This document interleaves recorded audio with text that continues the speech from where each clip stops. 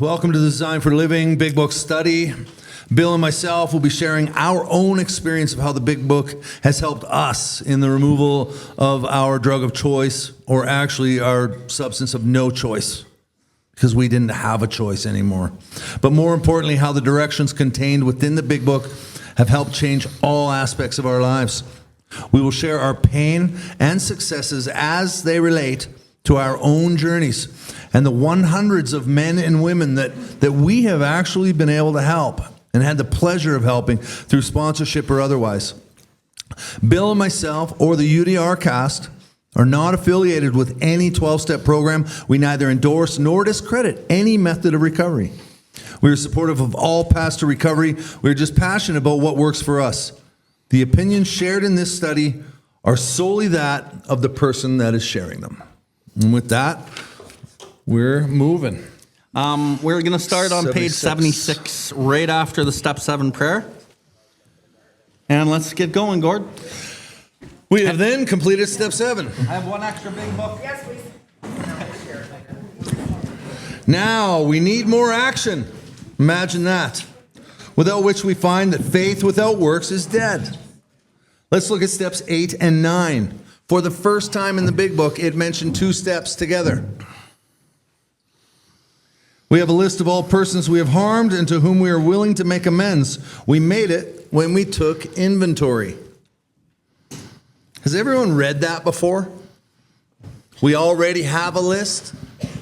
We made it when we took inventory. Yeah. Don't burn your step 4s. It's your step 8 list. Robin. At least not until you write all the names down on a list. Because as we learn in step 4, we look at it from a completely different angle, I believe is the phrase it used. And I have to look at how I behaved in every single one of those relationships. And I start to recognize that my defects of character drove me. My fear drove me. And it drove me to do shitty things to all the people I came into contact with. I've had sponsees, well, I think I'm a pretty good guy. I don't think I really hurt too many people. Maybe I'll have 3 or 4 people on the list. And by the time we're done step 5, they have a very different understanding of who they owe amends to. I know I did. We subjected ourselves to a drastic self-appraisal in step 4. Now we go out to our fellows and repair the damage done in the past. We attempt to sweep away the debris which is accumulated out of our effort to live on self-will and run the show ourselves.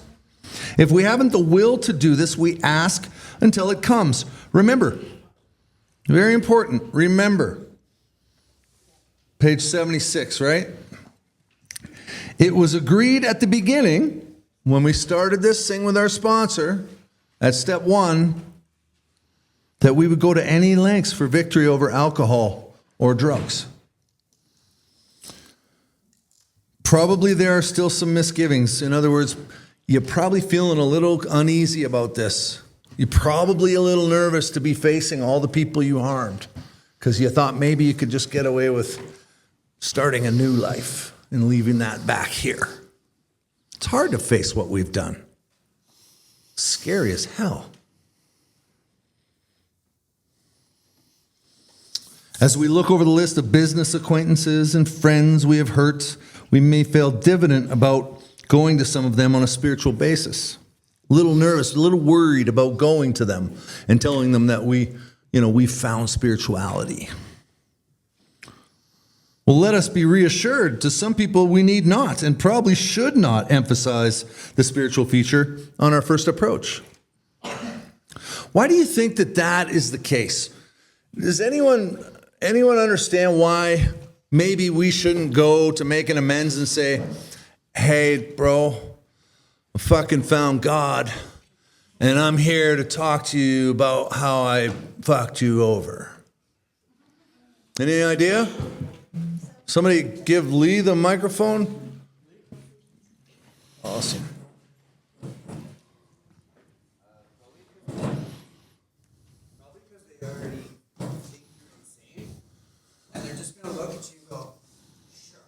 Okay. Yeah. Push them away farther. Why? They don't believe. Or they are just like us. When we first came here, we agnostics, right? Most people are very agnostic. We don't understand it. We don't understand it. And so we've been harmed by it, or we've tried to avoid it. You might go to your Christian friends and say, hey, I found spirituality, and they may be like, oh, cool. But most people, it freaks them out a little. That, and maybe they've seen it before. Maybe you've done this before. If you were me, I had done this before. Hey, I'm growing spiritually. I'm going to be a good guy now. And again, before I did a step 4 and a 5 and a 6 and a 7. Hey, I'm better because I found God. I'm going to this church. Wow, I'm awesome. Making amends has nothing to do about me. It has everything to do about compassion towards them and having them freed of the shit that I caused in their lives. So when I start talking about my spirituality, I'm making it about me again. I'm trying to self-will the entire process again. And you can see how that doesn't work. Anyhow, I'll move on. We might prejudice them. At the moment, we are trying to put our lives in order. But this is not an end in itself. I love this line. Our real purpose is to fit ourselves to be of maximum service to God and the people about us. It is seldom wise to approach an individual who still smarts, is still upset or hurt from our injustice to him, and announce that we have gone religious. In the prize ring, they call that leading with the chin. You're going to get knocked out. In the prize ring, that is. They might not knock me out in an amends, but they're certainly not going to like me much, which is about the equivalent. Why lay ourselves open to being branded fanatics or religious bores? We may kill a future opportunity to carry a beneficial message. But our man, the guy that we're making an amends to, is sure to be impressed with a sincere desire to set right the wrong. He's going to be more interested in a demonstration of goodwill than in our talk of spiritual discoveries. In other words, if I owe this guy money, say, and I show up with some, he's going to be more impressed that I'm actually willing to start giving him money. It may not be all of it. It probably isn't. Took me years to do all of my amends. But just showing up with some is a big gesture. Not talking about God, talking about, listen, man, I have seriously considered what I did to you and how you've gone without this money for this long period of time, and that broke a trust in me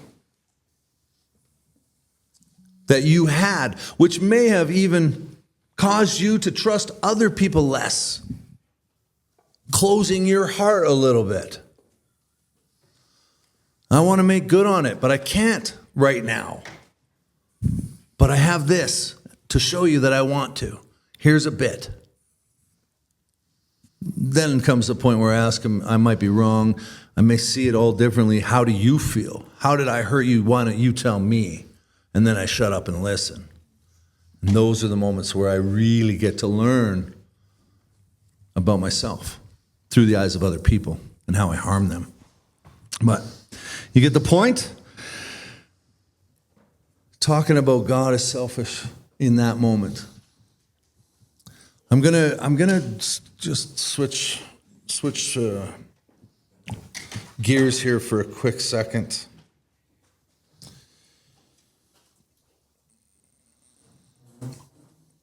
Step 8 in the 12 by 12 on page 8 speaks to looking within and being equally paramount as the restitution of others. Being able to find my flaws affords me the willingness to make amends. The principle behind step 8 is brotherly love.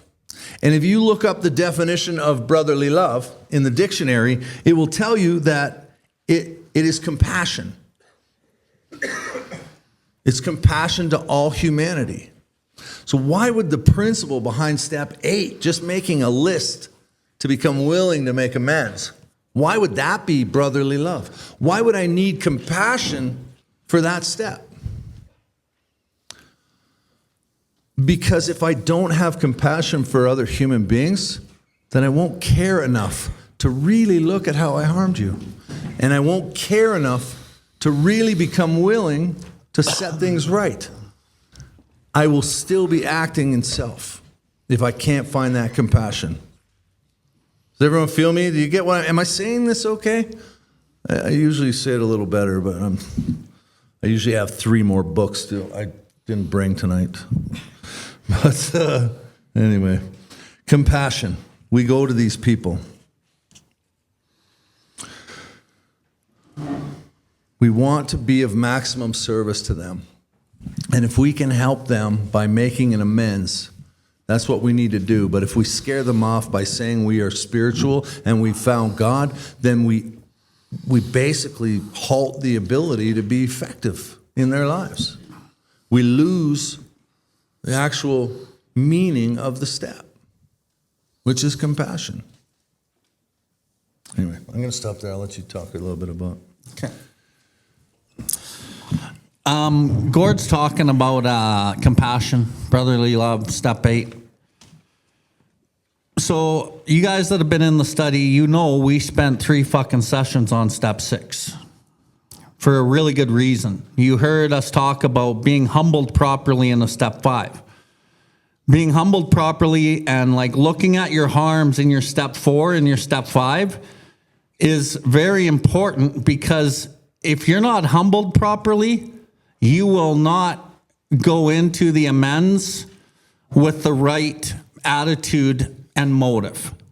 Most people go into step 9 amends with the premise of, I'm just going to get this done. I need to get this off my list, and I need to get it off my chest. And so an amend with the motive like that, usually the sobriety of somebody has a shelf life of about 18 months. Because the motivation is self still. And it's so easy to do amends with the motivation of your own self to absolve yourself of guilt. Which is why the biggest reason to not do amends by yourself is because most people will do amends to absolve themselves of their own guilt. And to try to get things back from whoever it is that they need in their life. Oh, I'm going to make amends to my mom or my dad because they give me money. And I did treat them bad, and I am sorry. But when you really peel back the layers of why they're making the amend, it's to absolve them own selves. So when you're humbled properly in a 5, and you're like, holy fuck, look what I've done to you. I don't want to live like this anymore. And as the sponsor gets better at doing his job and like showing the person, like, look at what you do to people, man. Some of the motivation becomes, I don't want to hurt people anymore. And when your motivation is, I don't want to hurt people anymore, and you really work hard at the 6, because without the 6 and the willingness, humbled properly in the 5, 6 doesn't mean fuck all. And the thing about 6 is because nobody talks about it, and it's not really a big step in the program. When you go to meetings and you go outside of like this room, 6 isn't really talked about. But 6 is the most important step to like change. And if you're not changing, then you won't do the amend with the proper motivation. So the brotherly love theory is very good, but you heard me talk many times about practicing the principles and self-willing the principles. Yeah, it's easy to self-will brotherly love, but the motivation is self. So the good intention is there, but the motive is still self. And because self is cunning, it hides itself underneath. So that's important to note, okay? I'm going to read a little bit from where Gord started. Steps 8 and 9, we have a list of all persons we have harmed who we are willing to make amends to. There's your step 8 in the big book. That's it. That's step 8 in the big book. That's it. You're done step 8 in the big book of Alcoholics Anonymous. Where you can expand on step 8 is you go into the 12 and 12 and you read step 8 in the 12 and 12. Normally we would read that, but because me and Gord flapped our gums for already 5 months, we got to kind of like tighten this up and and like shut it down on time, which is May 3rd, which is 6 months long. Anyway, so we subjected ourselves to a drastic self-appraisal. And when you think about the word drastic, that's like you're looking at yourself in not the best way, because you got to be hard on yourself. You got to see what you're doing. The drastic self-appraisal. You could do an self-appraisal that's not drastic, but you won't change. So there's a certain tone here that I'm setting through the 4 and the 5 and the 6, right? And the 6 won't mean anything unless the 4 and the 5 are kind of done in these ways. And I believe if drastic enough, you start to feel compassion without self. It starts to happen if you're doing it properly. Yeah, it'll be a natural part of the process for sure. But you won't be self-willing it. It'll actually be real. Yeah. There'll be real humility in it. Now we go out to our fellows to repair the damage done in the past. We attempt to sweep away the debris which has accumulated out of our effort to live on self-will. And if there's anyone new here and you come into the program and you start doing the steps and you hear this line about accumulated on your ability to live on self-will, that's fucking guaranteed. Because the world lives in self-will and everybody is stepping on the toes of their fellows and they don't really understand self. But when you come here, you're introduced to a way of life and a way of looking at yourself that nobody fucking does out there. We do things here that are counter to the culture we live in, and not because it's a cult, because if we fucking operate the way that we always have operated, we fucking drink. And for us to drink is to die. In the doctor's opinion, way back in step 1, it said, if we don't experience an entire psychic change, there is very little hope of our recovery. Anyone here not experience a psychic change and fucking drink again? Yeah, right? Anyone here have a spiritual awakening and drink again? Yeah. Right. So you can do this and have a psychic change, but if you don't maintain the psychic change, you drink again. And when you understand step 1 in its entirety, you do not fucking choose whether you drink or use drugs. And if you think you do, and you're here new and you're on step 1, and you think you fucking choose drugs or drinking, you don't. The drink and the drug choose you based on your spiritual malady, which is your restless, irritable discontent, in other words, self. And you're going to hear us talk about self, which is the problem. And if you don't identify it, you will operate in it, and then you don't have the power to say no, because the brain goes, I need fucking relief, I need it now, it's always giving it to me, which is why you drink after knowing what's going to happen for all these years. You'll still pick up a pipe or a drink. That's why. And you missed all the step 1 stuff, so we can't really go back over it, but just to kind of tie that in, how important this is. If we haven't the will to do this, we ask until it comes. And that's like the premise of this whole program. Willingness, willingness, willingness. If you don't have the willingness to do whatever it is, pray for the willingness and get fucking willing, because if you don't do the things, you fucking drink. Remember, it was agreed to at the beginning we would go to any length over victory of alcohol. And then quickly fast forward. On the next page, we might our real purpose to fit ourselves to be of maximum service to God and the people about us. Is that really what I wanted? Anyway, so why do you think it's saying remember that we were going to go to any length for victory over alcohol? Why do you think at step 8 they're fucking putting that in there? Anyone? Go ahead. For willingness. Because as we go through this process of the steps, you do the 5, you get a lot of relief, you get relief through the 3, you're fucking on your way to the 8. Fuck, I feel pretty damn good. I think I'm going to start running my life now. Yeah. This is right around the time, and it's like, oh, fuck, I need a boyfriend or I need a girlfriend. I need a job, I need a car, I need all these things. And then we forget what the fuck we're doing. And so the book reminds us what we originally agreed to.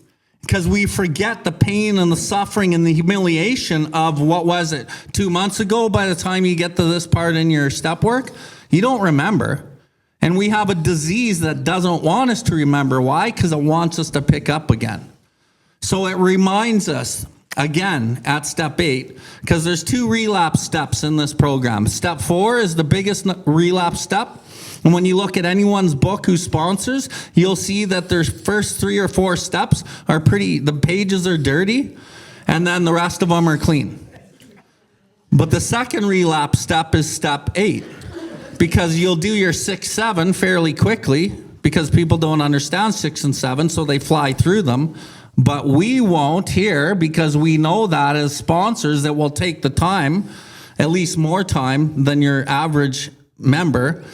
And then you get to 8, and then you wait, because life feels pretty good by now. And then a lot of people, because they haven't had the humility, they don't really want to do the amends, right? So there's all these little complex things on why somebody will relapse out of step 8. It's based on what I was talking about earlier, not humbled properly. They don't really want to change. They don't really want to go and do those things because the humility isn't there yet. We think we've done enough. Yeah. So they do these things in this book, and Bill W. wrote this thing, I think, in like 10 months. And it was the first 100 that edited this thing, but Bill W. was the one that wrote it. It's almost like, how could he have written it so deeply and so amazingly by himself in that short a time? Because he lived it. Yeah, he lived it, all right. Anyway,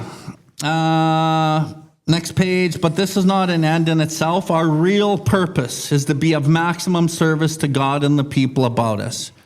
So when you look at like the steps and you hear in the meetings, like our purpose is to carry the message to alcoholics still suffering. And yeah, that is true. The group's purpose is to carry the message to the alcoholics still suffering. So Bill W. got you to use your greatest defect as your greatest asset. But eventually, as you work this program over and over and over, you become of maximum service to God and the people about you. And it's not just alcoholics and addicts. You become like changed, and so you'll help everyone and everyone. Like that step 7 surrender, the step 7 prayer. God, Creator, I offer myself. No. You can have all of me, the good and the bad. I now pray that you take away every defect of character that stands in the way of my usefulness to you and my fellows. Grant me strength as I go from here to do your bidding. Amen. That's like, fucking, I'm doing that now. Hey, Bill, it's right here. Roger. Thanks, Gord. Yeah, no worries. It's big highlighted in fucking pink, too. So anyway, that's what really happens, is you just become of maximum service to people, man. All people. And some people will just say, oh, I'm just maximum service to my family. And, you know, when you read the step 10, I think it's in step 10 in the 12 and 12, it actually contradicts that. It says, It says to not just be like that with your family, to all people. And then I want to touch base on this, go down a few lines. But our man, to be sure, impressed with the sincere desire to set right the wrong. So yeah, don't go into it talking about God. Don't go into it talking about AA or CA or NA or whatever. You go into it in a general way and you fucking admit what you've done. And you do a sincere, like, not even an apology. An acknowledgement of this is how I am, this is how I behaved, and you don't deserve that, and I'm very, very, very sorry. And you hear in the meetings, don't say sorry. I'll say, you say sorry, but it better be well placed, and you better mean it. And if you've done the process properly and you got good guidance, you will mean it. You will sincerely mean it. Keep going down a bit. The question of how to approach a man we hated will arise. So if you've done this work properly and you get to this point where you're going to do a direct amend to somebody you hate, and remember, well, it'll say it right here. somebody that you don't like, you're going to be apologizing to. You're going to be doing this. And if you're properly armed with the facts about this program and the book and what you're doing, you'll be ready to do it. But if you're not, if you didn't get that humility, if you weren't humbled properly through that 4 and 5 and 6 process, you won't. You'll be scared, and you will take that old weasel clause. Well, I'm just going to wait for God to put them in my path. That's not what the book says, and you'll see that all through this step. And maybe he has done more harm than we have done to him, and that might be the case. Though we have acquired a better attitude towards him, we are still not too keen about admitting our faults. Nevertheless, with a person we dislike, we take the bit in our teeth. It is harder to go to an enemy than a friend, but we find it much more beneficial. Mm-hmm. Why? Anyone? One word. Humility. Humility, man. Because there's so much fucking humility in going to somebody you don't want to go to and really like laying it out. And that's what we need. We need the pain of that stuff. We talked about humility all through the study, humbled through humiliation and fucking the pain of doing stuff. So when you go to an enemy and you're like, hey man, I need to make a direct amend, or I need to talk to you, like it's like, you don't want to do that, man. And it's humiliating. And that's what you need. And people will be like, I'm not doing that. I don't want to, that's humiliating. I'm not doing that. Well, fucking be prepared to probably drink. If you're going to run the show and do what you want to do, how you want to do it, fucking, it may not happen tomorrow, but yourself and the dishonesty is going to bleed into your life, and you're fucking probably starting a relapse, I would say, at some point. And it might even be a year or two, but it doesn't really matter. Most people don't make it sober 2 years. Anyone new in here, just telling you, like, most people do not make it sober 2 fucking years. That's reality. Almost none make it 5 years. But what I've noticed over the years, since we've been hammering the big book in meetings, and Lee can attest, Daniel can attest, like there's a lot of people in here, Waynette and Austin. Fuck, I know Austin so well, and I just blanked on his name. Like, we're hammering the big books out there. We're hammering the fucking steps. And people, you see the boards now? The boards at the birthday meetings, they're like lots of 1, 2, 3, 4, 5s, and 6s. When I first came in, there wasn't hardly any. But there's a lot now, and it's because of shit like this, I swear to God. Anyway, that's all. He covered it. So I'm going to just tell you a quick story.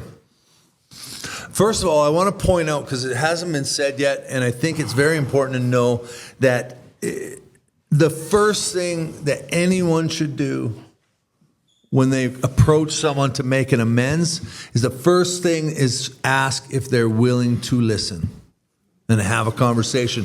And if they say no, you drop it and leave them alone. Anything further than that is selfish. It's very, very important. And the sponsor decides how the amends are going to go.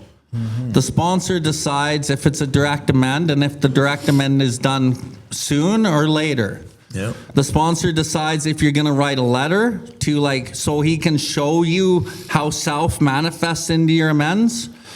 The sponsor will decide whether you write prayers or do different types of amends, because there's more than just a direct amend. And sometimes, like you'll see in the 12 and 12s, sometimes action ought to be deferred, means put off. Because you might not have enough humility to do it yet, or you might be a chronic relapser and you've already done 4 amends to your family in the last 5 years. Yeah. Because you've drank after 1 year sobriety 4 fucking times. I know this very well, personally. Right. So we wait, and the sponsor guides us. Always the sponsor guides us. And anything that I say here or Gord says, like, always listen to your sponsor. Don't take what we're saying. Listen to your sponsor. We don't want to get into that conflict. Yeah, that's right. And there's dead people that you owe amends to. Those are letters. You know, there's prayers. You don't make amends to, like, if you're single, you're not making amends to, like, ex-girlfriends, or you don't have a job, you're not making amends to employers right away. Like, there's some things that are really important, right? Most people are like, oh, I'm going to go make amends to my boss. Fuck. Why? Well, after questioning them for 5 minutes, you're like, oh, you just want a job. Oh, you want to get back in that relationship. Or out of the 4 relationships that you choose from with the 4 different amends, you're going to pick one, whatever one's the easiest one, right? Like, it's hilarious. Alcoholics are fucking hilarious.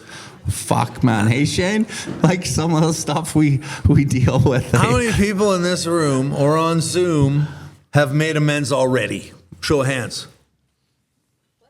Yeah. How many have made amends? You have, because you made a year.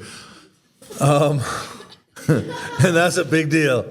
How many have done it more than once? Show of hands. Okay. More than twice? 3 times? 4 times? Fuck, see what I'm saying? Now, how many of you that did it 3 or 4 times made amends to your mommy first? Thank you for being honest. Me too. Yeah, right on.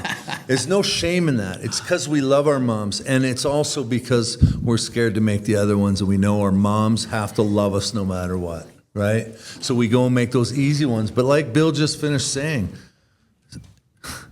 sometimes those, I had to wait to make amends to my wife for a solid 9 months.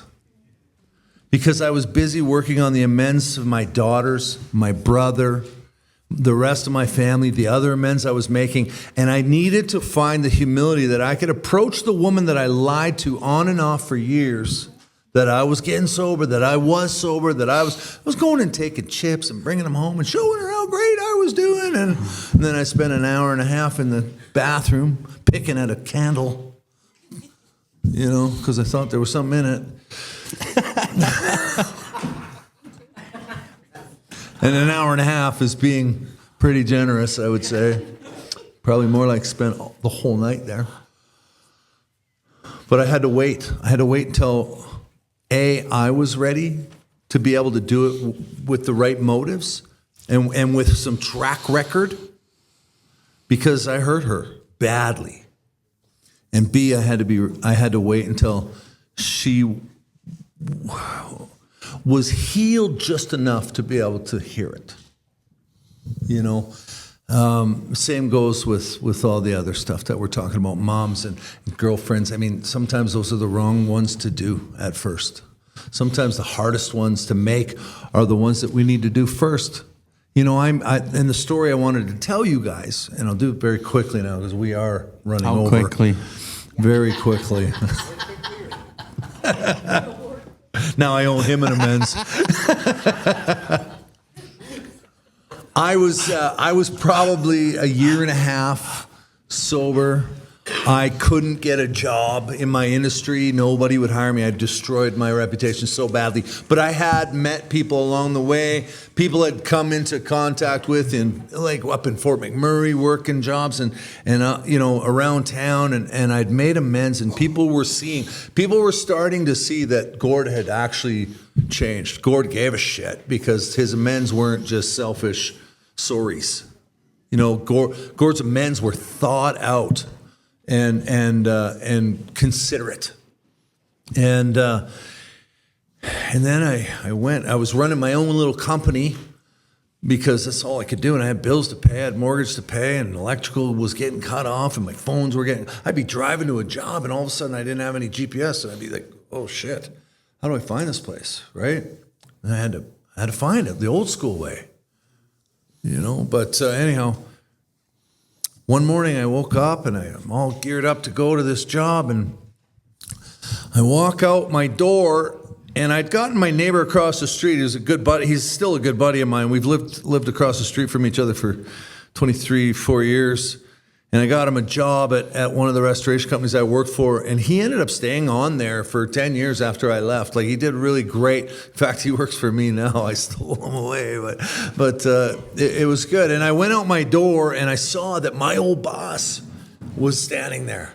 And they were doing some testing of drones and roofing stuff, and I had an amends to make to this guy, but I hated him.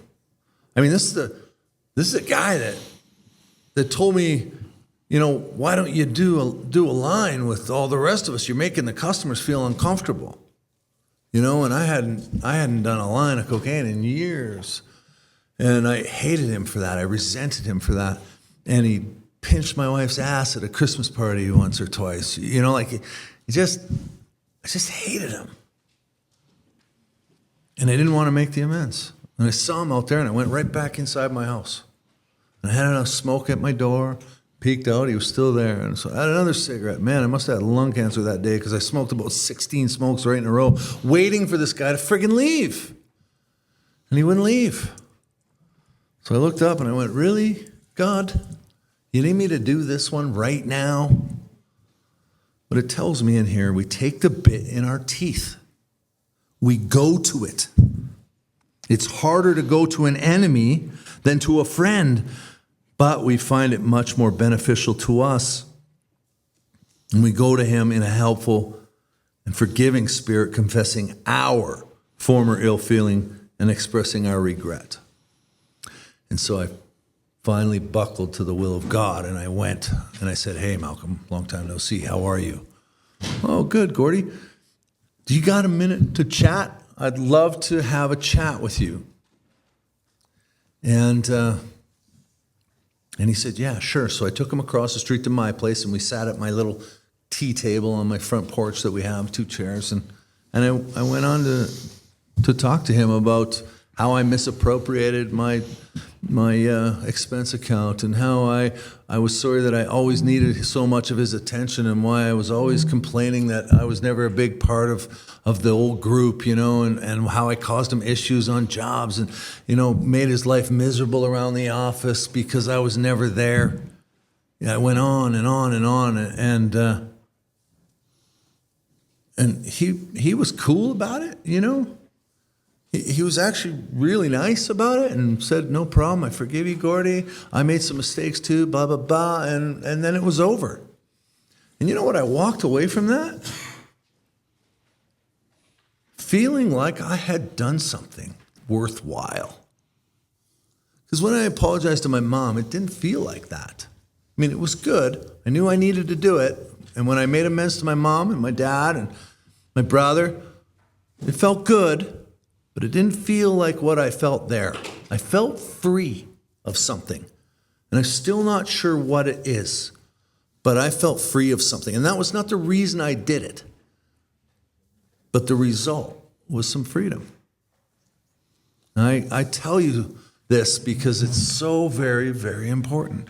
That freedom ends up turning into a character building that can't be taught. It comes from God. That's it. We should probably take a break and do the birthday thing. Was that a Bill or a Gord? Okay, we're going to take 10 quick minutes. We'll get back to the podcast in a second. The opinions expressed on this podcast are solely of the guest sharing or myself. We have no affiliation with any 12-step or recovery program. And if you do like our work, please consider visiting BILLWARDLIFE and supporting what we do. Now back to the podcast. Okay, so we're going to do the birthday meetings. This is the first time we've ever done them at the study. It's going to be hopefully fun. I think we have Jesse online. I saw his belly earlier. There he is in the black square. Okay, so we have... these are the birthdays, but I know Robbie Daniels is not showing up. So we have Kiana back there with 1 year. We have Robin right here with 1 year. We have Daniel P. with 19 years over there. Who's that guy? We have Super Dave M over here next to Ida with 11. Oh, Dave. And we have Jesse P online, my best bud, Jess. taking 9. There he is. Yeah, buddy. We have Robbie Daniels taking 6. Let's give him a hand. We have Anna P. Where are you? Over there. Yeah, she made it. Woo! She's taking 6. And we have Bill W. taking 10. Woo! And my pops. Where's my pops? There Emil. he is. 45 years. Yeah. Okay, so what we're going to start with is I have 24-hour chips, 1 month, 2 month, up to 11 months. So if there's anyone here that wants to take a 24-hour desire chip, like you desire to stay sober and try sobriety, come on up because we have 8 of those chips. Anyone want a desire chip? 24-hour chip? Yeah, come get on up up. here, bud. Right on. Come on up. Come on up. Yeehaw! You're the hug giver. I'm a hug giver. It's a good thing I'm a hugger. Can I give you a hug? Awesome. Very happy for you. Woo! And if you're okay with being on camera, you can come and get your hugs back here. Okay. Or if you're not okay, then you can take them up front. Does anyone else want to take a desire chip? 24-hour chip. Okay. Anyone want to take 1 month, 30 days? Hey, all right. Right on, right on. Where's Johnny? There's Johnny. Oops, sorry. Over there. Yeah. Amazing. Johnny? 30 days? Woo! Right on, bro. Right on, right on. 30 days.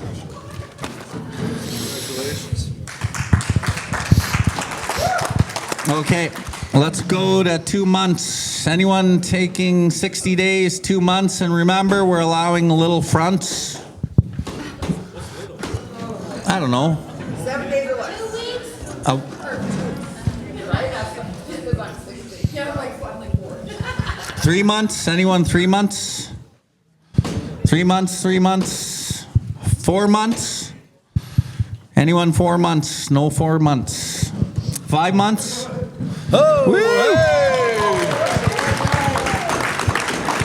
Right on, brother. In front of camera or outside? Yes. Okay, Zoomers, you got one here. You got one. Fuck right on. 5 months? Yeah. Right on. Awesome. Congratulations. Awesome. Okay. 6 months. Anyone taking 6 months? Woo!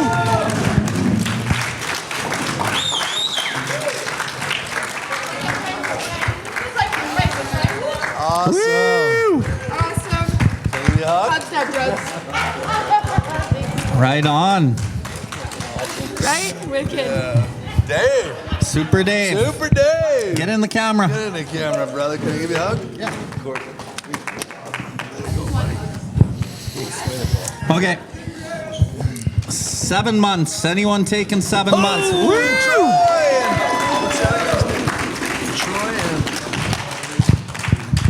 Can't remember. Troy. Keep it in camera, Gord. You guys coming in camera? Yeah. Thank you. I just spent an entire day at a Dads in Recovery thing with this guy on the weekend. Oh, In camera. Oh, in camera. Jesus. I'm tall. What do you want me to say? What's your name again? Chico. Chico. Awesome, brother. There he is. Okay, awesome. 7 months. 8 months. Anyone 8 months? Oh, Lucy. My daughter. Lucy, you got some splaining to do. Can I give you a hug? Awesome. Yeah, just Love you, Lucy. Okay, this is where the baby comes out of the womb. If you're 9 months sober, you're just coming out of the womb and you really need mama. 9 months.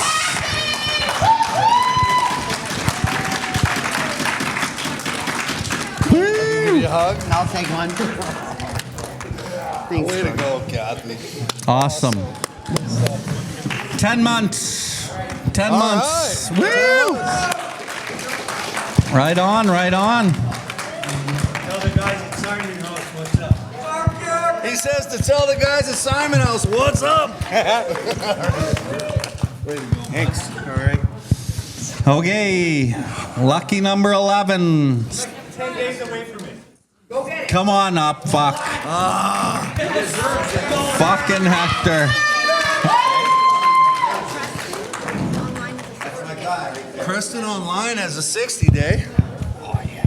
Right on, Hector. I will. Let's get him on. Let's see your face. Yeah, you gotta show your face. If he doesn't make it, kick his ass. He's getting the front. Okay, so that's everyone in person up to 11 months. Who do we got online here? Anyone? Preston? Preston, 60 days today. Awesome. 60. Woo! Anyone else celebrating first 11 months or a year online? Okay, awesome. Good stuff. Okay, now we're going to get into the first year. So let's go with Kiana and Jasper. Jasper, you're given the chip. Pull that mic out. Are you guys okay with being on camera? Yeah? Happy birthday. One for each of you. Actually, we'll just use one. Okay. So I just present it to her? Yeah, say whatever you want about her, and then the chip is right there if you want to grab it. And yeah, just have at her. Say whatever you want about. That's your daughter, right? Yeah. Okay. Hello, my name is Jasper and I'm alcoholic. This is my 1 year coin for my daughter Kiana. I just want to talk about like how this program has changed our lives. You know, me and my wife, we sobered up, and my wife has 4 months. 4 months ahead of me. Like 4 months ahead of me. And so she sobered up 4 months ahead of me, and we're coming up on 4 years now, right? Yeah, and you know, we had good sponsorship, and you know, my wife really worked this program, and you know, she got me a really good sponsor, and I really worked the program too. And I just want to say, like, we were in and out for like 32 years, right? And I didn't really understand AA, right? I didn't know how I qualified as an alcoholic, and I did a lot of harm to my family growing up, right? And you know, but what happened is so strange. Like, once we sobered up and once we started applying these principles in our lives and we started putting them in our home, and it started to spread out. And I didn't really understand like how bad my daughter alcoholism affected her. Like, she really hid it from me, right? And I was so distant, I didn't really know. And then when she started calling us for help and reaching out to my wife, and she started to see the changes in our lives, right? Yeah, that was like, you know, she wanted help, and she started going to meetings, and she started reaching out for all these things. And next thing, you know, she started getting 1 month, you know, and then she started telling us stuff about what was happening, and she started getting curious about AA and the program, and then she started getting 2 months, and the next thing, you know, she got a sponsor, and you know, and because she came to us and she just really broke down one day and said like how her drinking was ruining her life, and you know, and being good AAs that we're like, well, we were there to help, and all we could do is share our experience, right, and tell her what we did, right, and you know, and try to spread the message, right, and somewhere along the line, she got it, because she asked my wife, she said, because she could see how we would resolve conflicts and how we would get through situations, and she's like, is that from going to AA? And, you know, and my wife was like, that and more, right? There's work, action, and action, and action, right? And when I heard that she was coming up on a year, I was like, you know, like all I could do was thank God, right? Yeah. You know, because, you know, this is a spiritual program, right? And, you know, and it's a reflection of God himself. Like when Bill wrote this book, you know, like it talks about it, right? And I was really hesitant about it. I knew God was real, but I didn't believe that he could help me, right? And all I wanted to do was just quit drinking. But through the work of this program and watching my daughter grow and just seeing her in a different light, like she hated me. You know, she said, I hate you, right? And now, like, she tells me she loves me, right? And I can be there for her, like we both can, right? And it's, you know, and I'm so proud of you. I love you, and you know, like, I just love you. You know? Good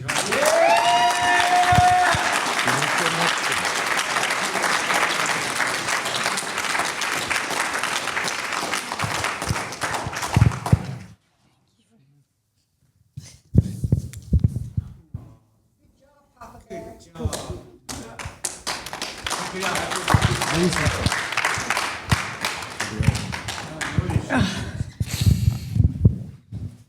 Hi, my name is Kiana. I'm an alcoholic. And my mom tricked me. She's over there.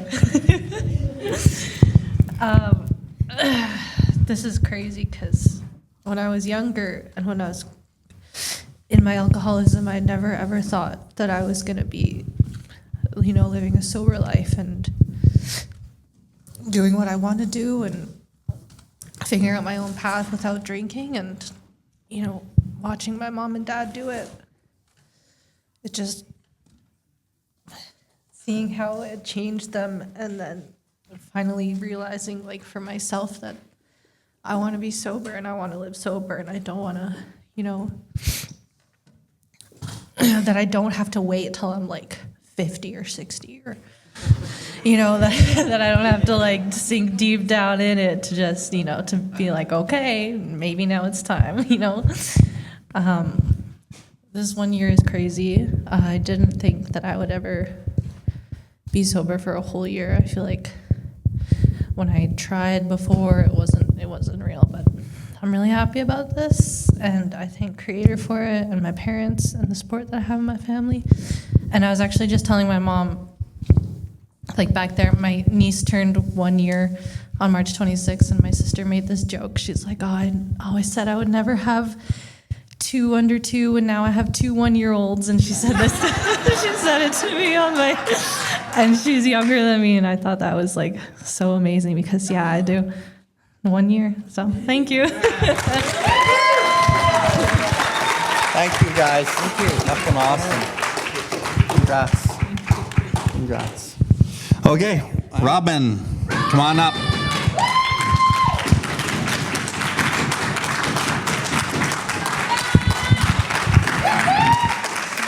Oh, it wasn't that part, it was this part.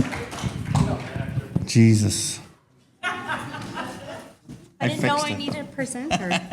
You do. I'm here. I got this. Presenter Supreme. I've been following everybody around presenting them lately. All right, I'm Hector and I'm an addict.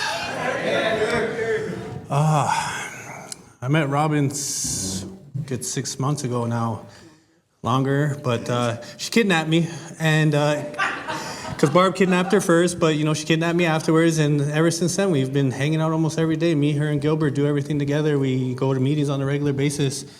But getting to watch her grow every day is an amazing thing. You know, she had her kids over this weekend, last weekend, and to watch them start trusting in the process, seeing that their mom is actually doing the work and watching their eyes light up when she's around now too, right? It's an amazing thing to be a part of.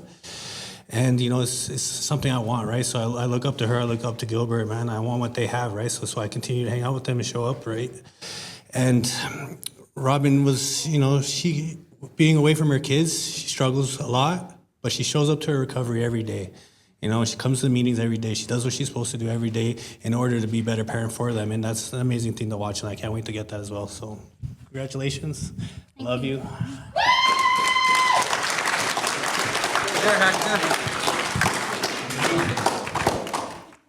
That's for you.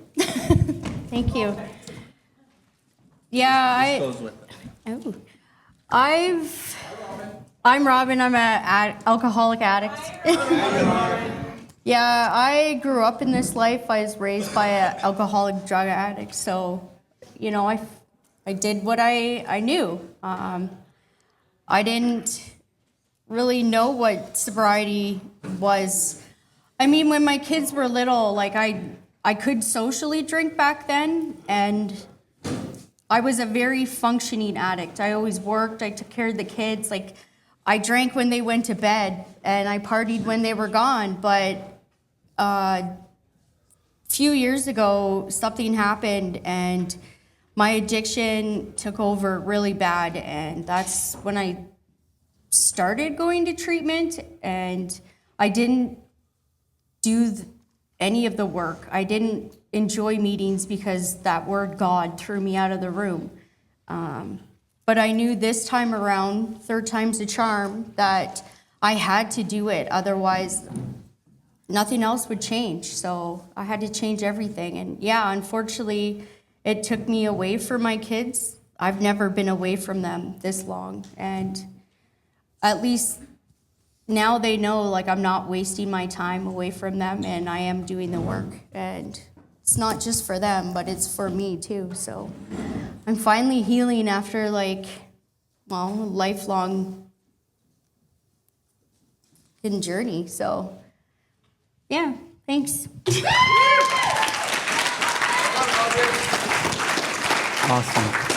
Awesome. Okay, Gord, you're going to start doing some MCing, so you should probably move over here.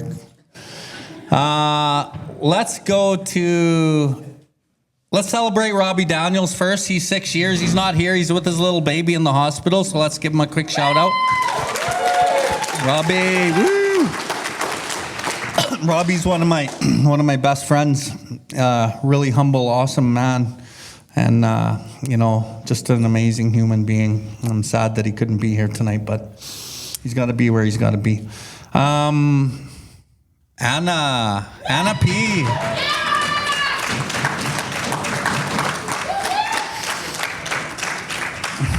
Who's presenting? Gordo. So I guess that's perfect timing then. That's good. Thank you. Yes, I did. Hi, everyone. I'm Gord. I'm an addict in recovery. And I love this thing we're doing here. This is really cool. I get to celebrate a lot of beautiful people, and Anna, you are one of them. I remember when Anna first came around, a couple times actually. Like me, she struggled, and Anna didn't know who she was. And Anna didn't know how to learn who she was. And Anna didn't know how to love herself. And so when Anna would come to the rooms, Anna was always seeking outside gratification, like most of us, really. And then Anna did some steps. And Anna did some work. And Anna became selfless and strong and powerful and loving, a beautiful mother and a caretaker of many, and a positive influence on many. And I'm going to shut up now because I don't know what else I can say that's more beautiful than having watched you come in from nothing and become who you are today. I'm so happy I get to know you.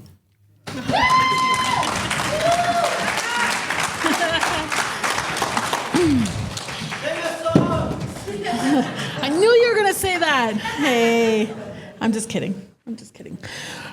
I'm Anna. I'm a grateful, recovering alcoholic addict.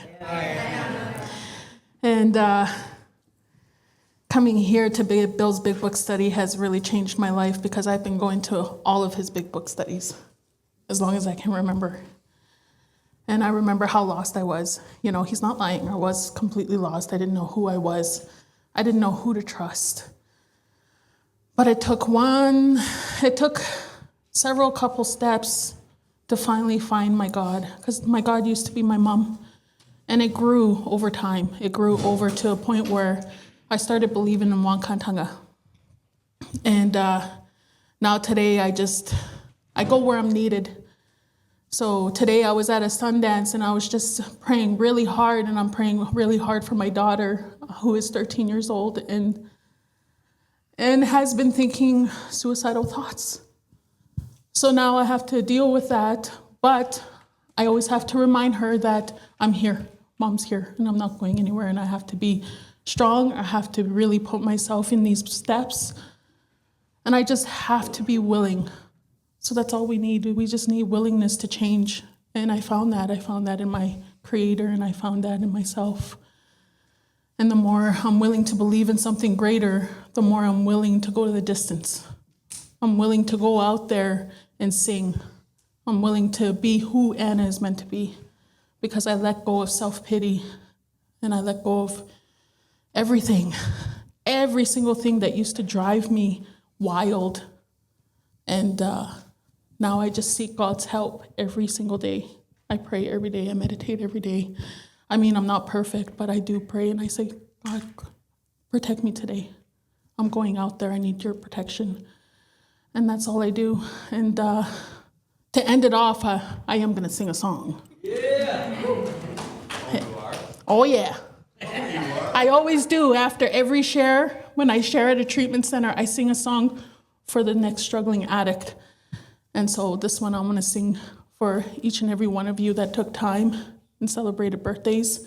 You know, this is from me to you. Yes, for sure. But I don't want this near me. I'm loud. So. Yeah, hey.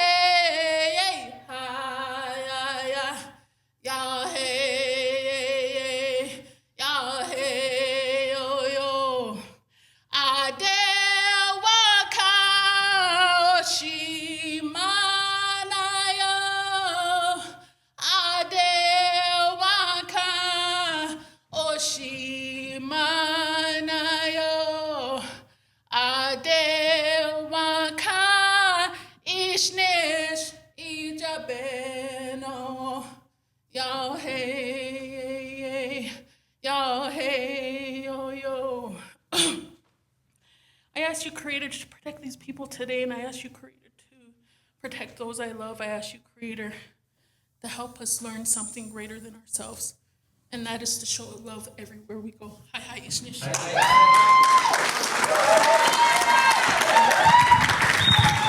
Okay, do we have sound for Zoomers? Yeah. We do? Jesse, are you there?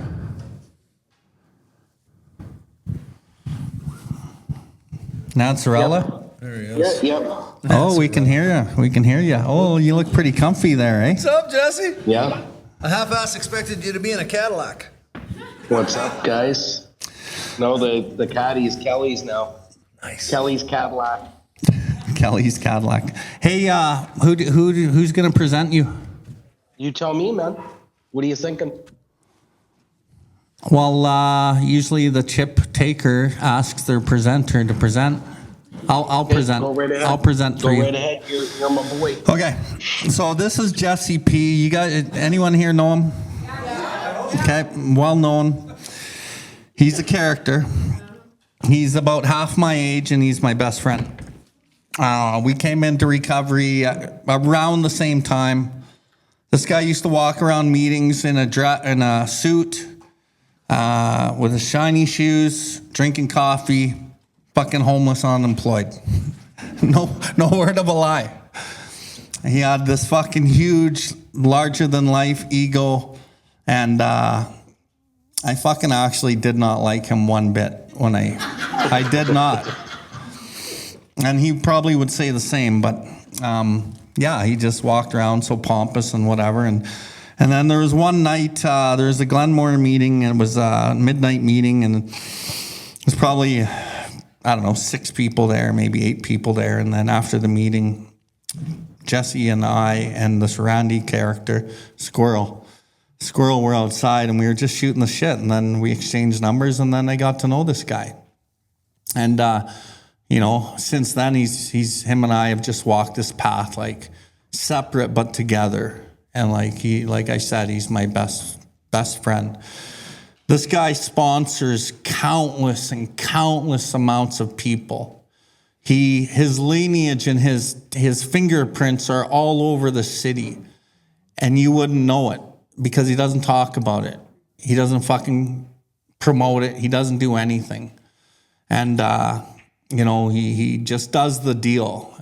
And he doesn't take accolades. He doesn't give a shit about this chip that I bought him. Doesn't give a shit about the card. I told Tiffany, don't even give Jesse a card. He doesn't fucking care, right? So I didn't get him a card, right? Because he doesn't care. Because he knows that it was the program of the 12 steps that did what it did for him, and it can do that for anybody if you're willing to do it. And so that's what he promotes, right? So, you know, I love this guy with all my heart. He's getting married to the love of his life next week, and he invited me and my family. So he invited me and Shannon and my 2 youngest daughters because, you know, this is a quick story. He was such a vagrant, we had to invite him to Christmas at my ex-wife's house in like the first year or 2. And then he's just been there ever since. And even when I said, I'm not going to Shannon's this year for Christmas, I'm going to go to my own girlfriend's. He's like, okay, well, I'm going to your ex-wife's. I'm like, you're going to my ex-wife's? So he's just part of the family now, right? And he really is part of the family. And at Christmas time when he's there, he's fucking comedy, man. This guy is fucking pure comedy. If you get a chance to talk to this guy, talk to him. He's blunt as hell, and he's so fucking funny. But if you're a woman, he probably won't talk to you, so... Anyway, Jesse, take it away, buddy. Fucking love you, man. Thanks for coming on and doing this tonight. He only takes chips because I get him to. He wouldn't even do this if it wasn't probably for me anyway. Take it away, Jess. Thank you, bud. Alcoholic Jesse, can everybody hear me fine? Oh, yeah. Great intro. You know, walking around in suits and pompous. I mean, I can't say much has changed. It's kind of funny because I was in sales meetings for the last 5 days, which is, you know, a very egocentric, you know, alcohol driven, what have you done for me lately? And I was able to practice this humility and practice this character that's God given through pain, through this process, through the 10, 11, and 12. And, you know, it takes a lot out of you. You got to be on 24/7, but, you know, the Cadillac hasn't much changed. The suits haven't much changed, but my attitude has changed. You know, Bill's talking about I don't pick up chips and I don't promote. And, you know, once I really caught on to this whole humility gig, like that, you know, the substance hasn't been a thing for me for you know, a good amount of time. You know, the fight's been the character, the fight's been everything else but the substance. You know, more dishonesty. I could be dishonest everywhere, and that's what I've been working on for years. And, you know, humility, once I got the benefits of it, I chased it. I chased it like I chased alcohol, you know, the practice of it, understanding it, being able to implement it, because I don't have the ability to implement it. I need God's help with that. There's some discipline on my end, you know, the desire to seek and do God's will. When it comes to chips, it's just like, you know, if Gord's a really good example of this, where, you know, Gord came here absolutely broken. You know, many of us do. The guys that really work this thing typically are the absolute most sick. When you see a guy that's God-centered and, you know, has a couple of years, I mean, he works this thing because he understood, you know, he had the gut level concession and he didn't balk at anything. And that was very much Gord. And even myself, and even you look at Bill, I mean, it doesn't matter. The name, the look, you know, in many respects, the story is only important for you to understand that these guys, we're the real deal. But if these guys are the real deal and you truly believe that, their name and how they look and everything else doesn't matter, right? What matters is that they're the real deal fucking alcoholic. And they were able to make it work through this process. The process of the fucking 12 steps of Alcoholics Anonymous. The difficulty is that when an individual comes, are they properly persuaded? Not properly persuaded in the first 3 chapters to say, yes, I am one of these things. Properly persuaded to understand that they are this, but also understand that this is a spiritual solution in this program. That's where a lot of individuals balk. I'll take a guy through this. No issue with the allergy to the body. No issue with dishonesty. He gets it. He might not understand all, but he understands majority of it. But the solution found here, that's where, I'll just, maybe that's not for me. Maybe Jess, that's for you, but that's not for me. Maybe it's just a black on black BMW. I get my job back. I get a woman in my life. I get, an apartment, and I set up all these dominoes between me and the alcoholic insanity. And the thought seems to be that, if I think of a drink, I have to push through each domino. I got to think about the woman that I'm with, or think about the car, the life that I'm building, and all this other shit. And the book says, well, perhaps he doesn't think at all. What if he sidesteps the material? He goes right for the drink like he always has and always will, unless he finds something of a spiritual solution. I could go on, but there are many other celebrants, and congratulations to all those celebrating, and thank you, Bill, for putting something like this on. I think it's beneficial to show that this program works, and what is the program? The program is not the meetings. The meetings are an extension of the Big Book of Alcoholics Anonymous. That's where the solution is found. And remember that when you look at the wall, it's a very quick synopsis. Good example is step 1. That is 1 sentence on 3 fucking chapters of information. But the point is, the solution's found in the Big Book of Alcoholics Anonymous. Thank you.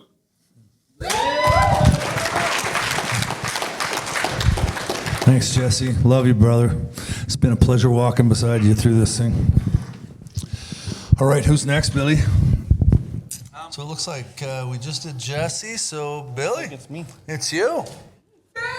Come on. Bill's ex-wife is going to present him with his chip.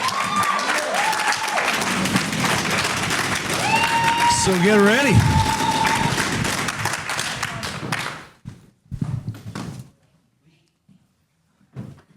Thanks for showing up.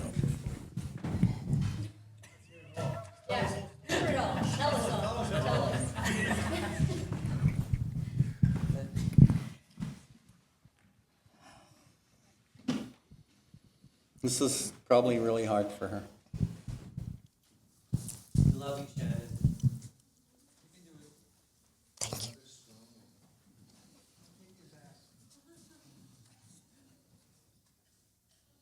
Clearly, I'm untreated. Okay? No, I'm not an alcoholic. No, I'm not an addict. I am one sick lady, though. I've known Bill for 39 years, since I was 12 years old. He's all I ever knew. He was the toughest kid on the block. And he was new to our town, like our community. And he was like so rich with us, because you guys didn't wear Wilco clothes and Kresge clothes and stuff. So we thought he was like, whoa, right? He was super cool. And he was a skateboarder. And when I was 12, I was allowed to cross the street. And I met the boys, Billy and Dan. And we couldn't tell them apart. And awesome skateboarders. And so we just watched them play tricks and stuff like that. Then later we grew. And he's older than me. So then he's partying way before me. And, that was a problem. By the time I was able to start drinking, Bill had quit alcohol. I couldn't even fathom it. Like, it was so absurd. Like, why, buddy? Right? Like, but there's so much more fun. Right? But he did it, and he meant it. And then we kept growing. And then before you know it, Bill and I got together, and it was an absolute beautiful disaster. It was. We were so perfect, so perfectly toxic that I'm a rascal, he's a fucker. And there was nothing. We were magnetic, absolutely magnetic. And he was really strong. And that's what I needed at the time. Because remember, I'm untreated, right? So all I knew is I needed to be protected, because I learned very young. And he was very protective. Like, nobody was getting near me, and only him. But he was really hard on me. Really hard on me. He was untreated, so over time I started believing what he was saying. But I always respected him, and I always trusted him, and I always believed in him. And he gave us a beautiful life, absolutely beautiful. We were like two poor kids that we worked together. I worked for him. And we grew this company that was like astronomical. Like, it was so above any comprehension of my wildest dreams as a child that I still can't even believe it. Like, looking back. Yeah, we had a nanny from overseas. We had the big, beautiful, gorgeous 4,000 square foot home. Oh my God, our kids had quads, and our oldest was, she ended up she made it to the Calgary Stampede. I used to surprise him with horses all the time, and animals and stuff. But it was really, it was awesome. And then we had Lucy, and Lucy was growing and beautiful. She's a drummer, and she's a competitive tap dancer, and she's really dreamy, like really, really born really gentle. It was really beautiful. And then we had our little baby Jill. And baby Jill, we got hit hard with baby Jill. She took a massive seizure, and it took everything for him and I to keep her breathing. And we live out on an acreage, and nobody could find, so this is an hour and a half of trying to resuscitate our youngest daughter. It was hell, but it really put like life into perspective for us. So Bill, needless to say, everything's going awesome. He's a workaholic, and at the time he overworked, and I'd have to remind him, hey buddy, what about family time? And then I would plant a seed, but I could never let him think that it was my idea, because that would, what the fuck do you know, right? And so I'd have to plant it, water it, and make it his idea. And looking at the numbers in the books, I'm thinking Sunday's pretty clear, buddy, right? And before you know it, yeah, he did. He gave us every Sunday. And then before you know it, he gave us holidays. And before you know it, he didn't even want to work, right? Because he was having so much fun. We were out on the coast. We were going to buy land out on the island. There's tons of stuff. We had big, big plans. What I didn't know, that I just found out about 7 years ago, all of a sudden everything went nuts. He was so sweet to me that he fired me, put his dad in the office. I was like, whoa, okay. And then before you know it, our equipment, and we've got millions of dollars worth of equipment here. He made me sign a dowry to kick my name off our mortgage So he would have more lending power because this guy told him it was a great idea. And I'm like, what the fuck? Because he's straying. We always made big business decisions together, but now he doesn't need me anymore. He's on his own. He's going with the big guys. Well, before you know it, yeah, I agreed to do that reluctantly. Oh man, was I mad. And not because I had planned on leaving. I was never leaving, Bill. We were 100% going to the end. And then all of a sudden, we're in Mexico, and big bad things were happening in our company. Big things, big $100,000 hits. Stupid over purchasing equipment, not maintain, just a whole bunch of shit that Bill didn't do. So it was getting weird. And then before you know it, one bad decision from his manager sunk our entire everything. And then Bill just got madder and madder at me. Then my mom was paying our bills. My single parent mom, who was like 65 years old, was paying our bills.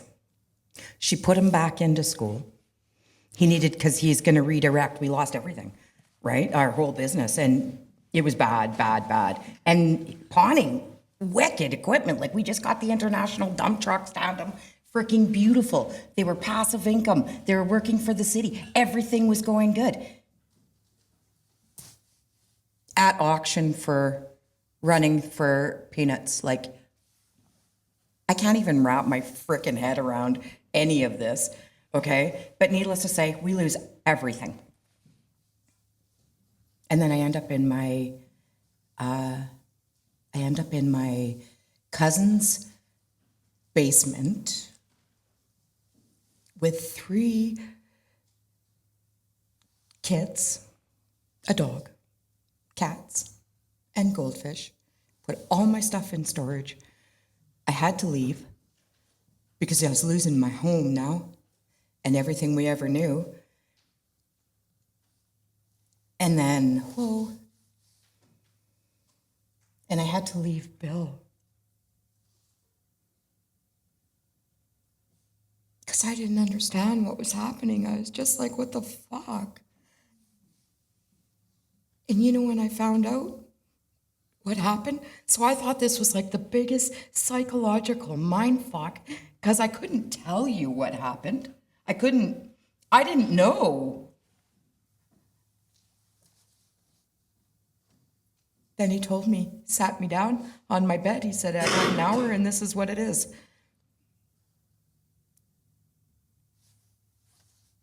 The last 5 years of our life,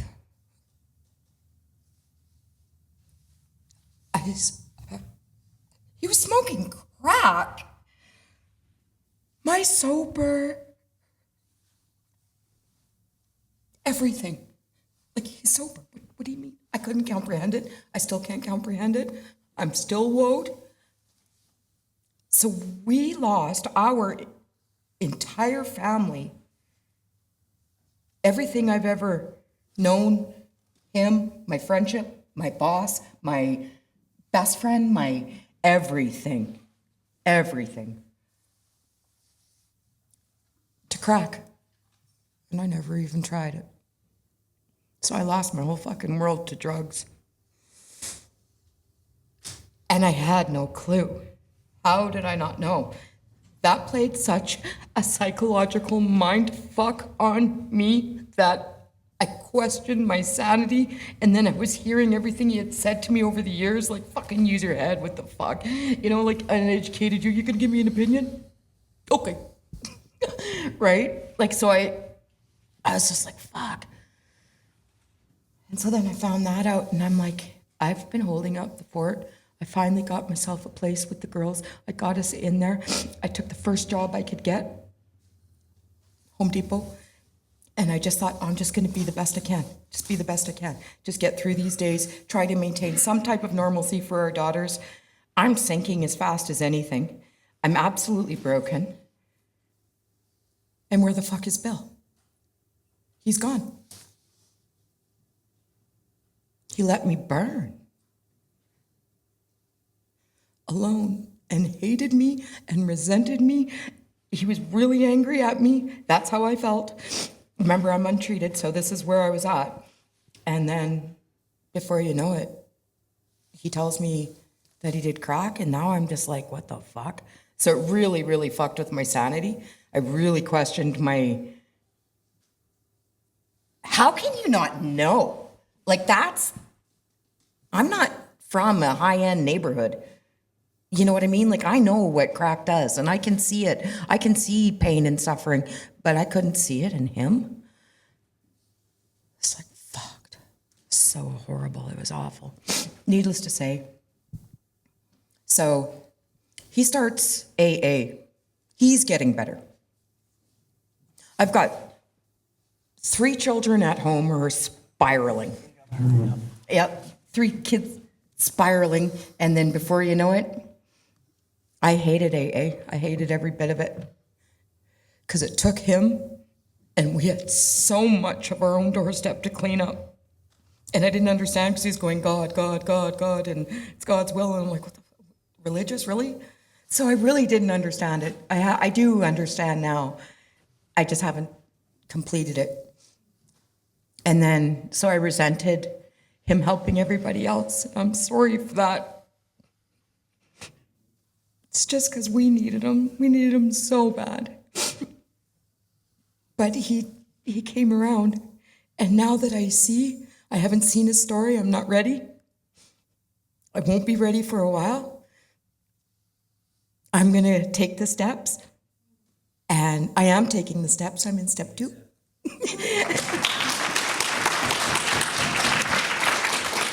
And so you know how clever of a man this is. He put me with the most wonderful female sponsor I could have ever had.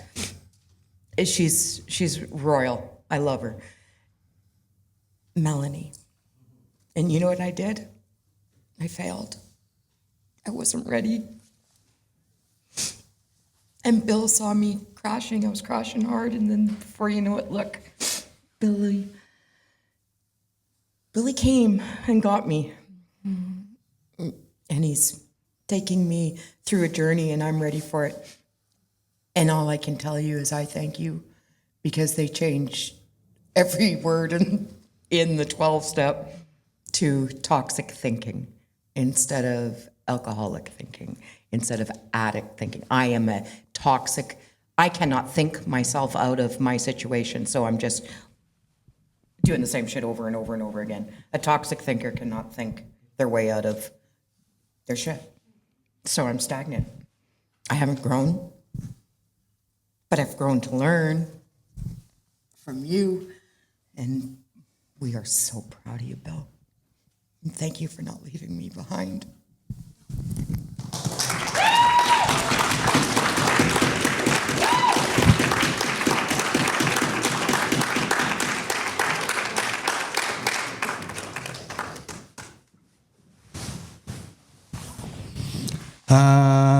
Fuck. I'm Bill, and I'm an alcoholic and a drug addict. Yeah, when I asked Shannon to give me my chip, I had no idea what the fuck I was in for. And, but she's right? Everything she said, she's right. And I was a master manipulator. I was a fucking liar, a cheat, and a thief. And I was a slave to my drug, and I destroyed my family. And like Jesse was talking about, like I came in here willing to do whatever the fuck he told me to do. And I did, and I still do. And it's changed me. And Shannon didn't mention like how violent I was. And I wasn't violent to her and my kids, not with physical anyway. But I was a violent man, grew up that way, very angry.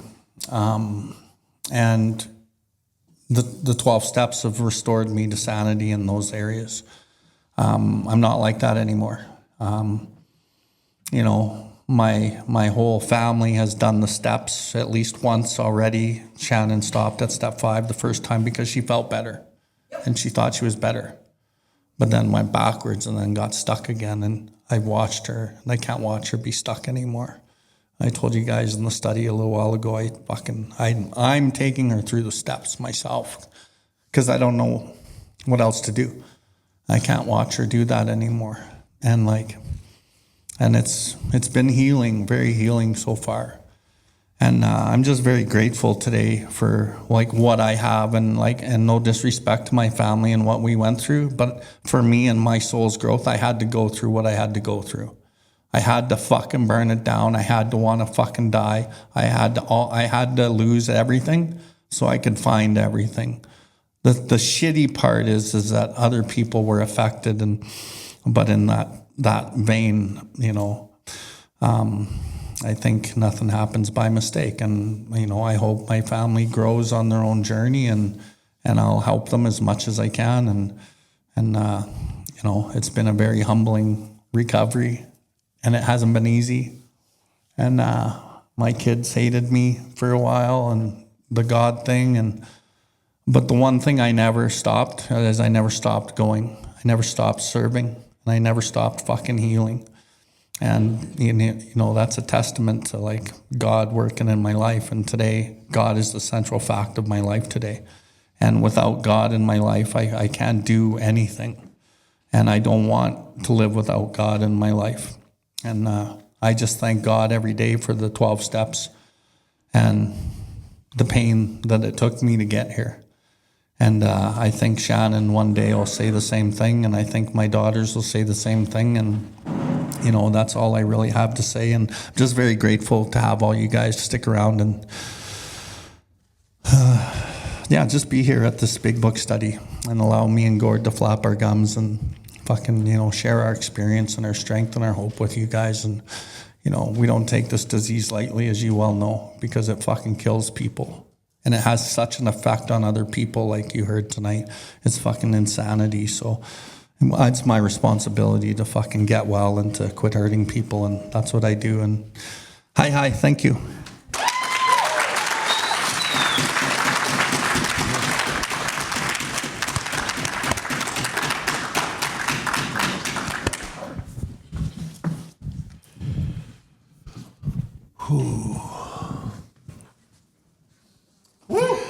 Yeah, wow.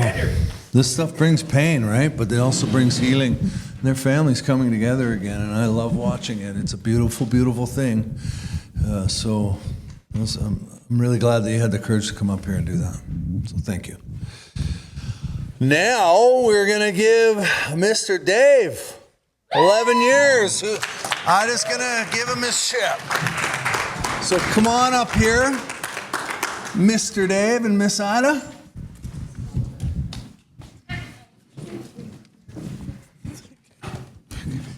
Hi, my name's Ida, and I'm a grateful recovering alcoholic. Happy birthday, everyone, especially Emil, who's one of my heroes. Yes, so I met Dave in this church, and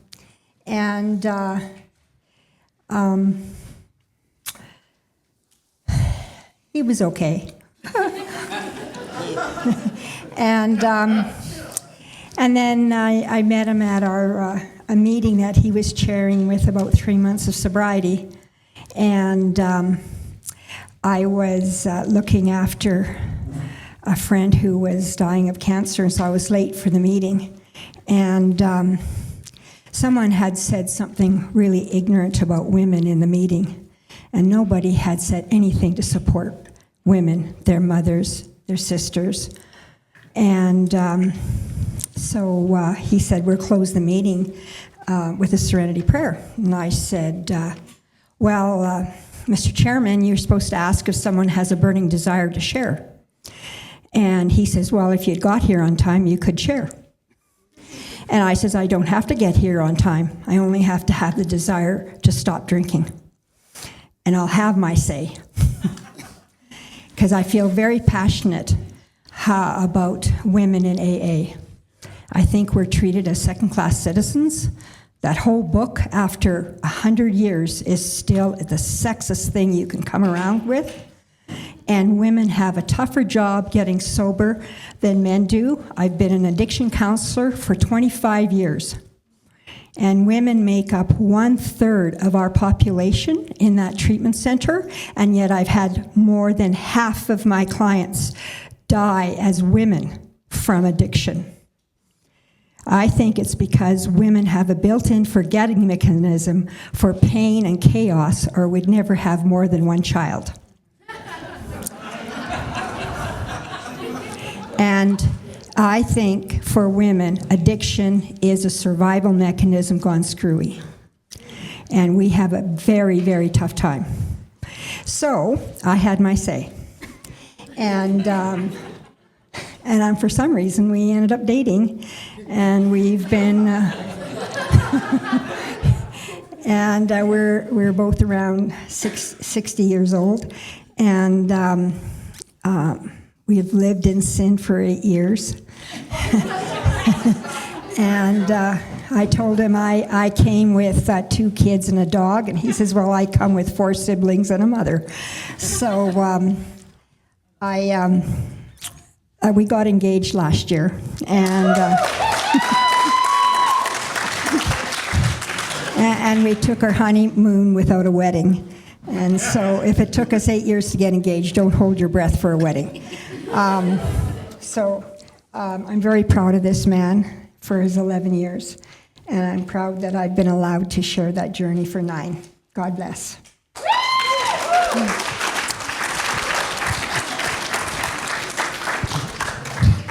Wow, wasn't expecting that either. Surprise, surprise, eh? I'm Dave, an alcoholic. My sobriety date's March 19th, 2014. And I was told by an old timer when I first came to the program, that same meeting that we went to, he said, don't you ever forget that day. And you always open up with your name and your sobriety date. Because that day is more important than your belly button birthday. He says, you fucked up so many years before that. That's done and gone. This is your new life. Enjoy it and don't forget it. I'm like, wow. This is only my second meeting I've ever been to, an AA meeting. The guy was about this tall. He was a mechanic. And somehow he picked on me like you wouldn't fucking believe. He was all over me. I'm like, just go away, old man. Leave me alone. But he wouldn't. And that's what I needed. I needed somebody to teach me. So I came to the program, I was 55 years old. I call it Freedom 55. I had no money, no job, and I was out of life.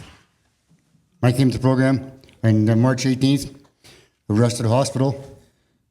The doctor said, you got an hour to live. What do you want to do? I'm like, I got no fucking choice, pal. You're the doctor here.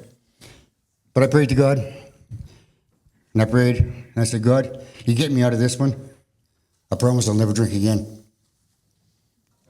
So I did emergency surgery. 6 hours later, I'm up walking around, going out for a smoke. And I haven't had a drink since. I prayed, that was my promise to God. It's not been easy, by no means. My 9th year was the worst fucking year of my life. She was sick. I was bedridden for six months with infection of the spine. We were in holiday, we got that good, trying to clear it up. I came back from holidays to go to the doctor. I had kidney failure. The doctor told me I had 2% kidney function. And he says, a person like you either be dead or on dialysis. I said, well, fuck, I'm talking to you, buddy. What's wrong? He didn't like that. Rushed me to the hospital. And the next day, or it was a few hours later, the doctor came in, and she goes, there's something wrong with you. I could have told you that. Something wrong for a lot of years. She goes, no, your kidneys are back to 67% functioning. I'm like, okay, cool.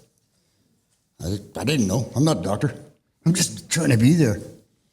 She came in the next day, she goes, there's seriously something wrong with you. I'm like, I told you that yesterday. She goes, no, your kidneys are back to 80% functioning. I'm like, well, sorry, doc, it's not you. It's not me. It's God.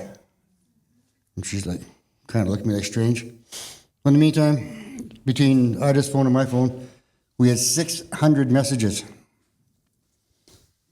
And now when I worked at, before that, I worked at Fresh Start for 10 years in the treatment center there. And there was old clients from Iqaluit and Nunavut and Pond Inlet, which is in the middle of fucking nowhere. They got internet up there.